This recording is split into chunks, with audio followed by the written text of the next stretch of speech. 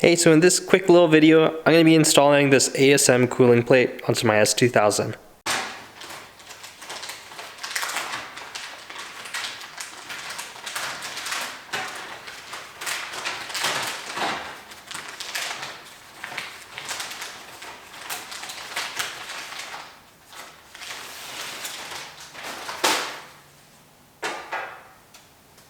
Okay, so to get into the install of the part, it's pretty straightforward. We have basically two 10mm bolts that are holding down the radiator stays. And then at the front of the bumper, we have 5 8mm bolts that we need to take off.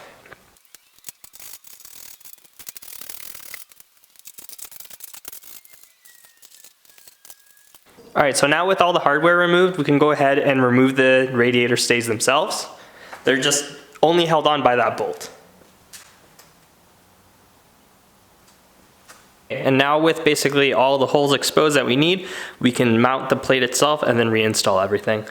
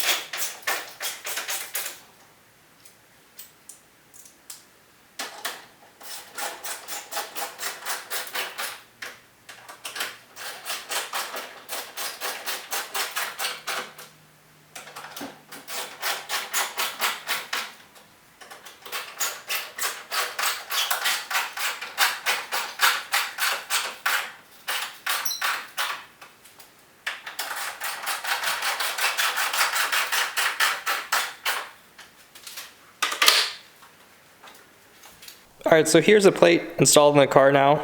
A couple of things I just want to note in the installation video. So as you can see, we have the hood latch here. You just want to make sure that that is actually functioning before you tighten everything down. Interesting thing that I noted was on the driver's side of the radiator stay, that one actually has 2 holes for the tabs, except on the passenger side that doesn't. I have a feeling it's because of this relief that's cut out, so there's only one on one side. but that's just one thing that I noticed. And then the other thing probably that just helps it with the installation, if you have this rubber strip, which you should on any kind of factory setup, you want to just make sure that the radiator, like the cooling plate, actually tucks underneath there. Once you do that, you should be able to just line up all the holes and bolt everything down. So yeah, overall, really quick, simple, and easy install for this ASM cooling plate. Honestly, I think it's much more for aesthetics than for functionality. The factory car, not the factory car, the factory car actually, well, from the factory, it comes with a cooling plate shown like this that actually mounts underneath here.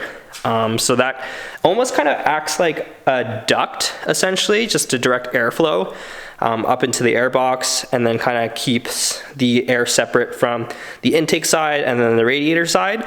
I think that actually does a pretty good job of keeping the flow. But if you're gonna go with an aftermarket intake setup, then something like this that has provisions is pretty important. That's kind of I guess a little sneak peek in terms of what part I'll be installing on the car next. Is for those of you that know the ASM cooling plate setup, and also there's a few other manufacturers that do cooling plates like this too. There's a full complete one that doesn't have this opening that would be normally for the stock air box. And then there's a second option.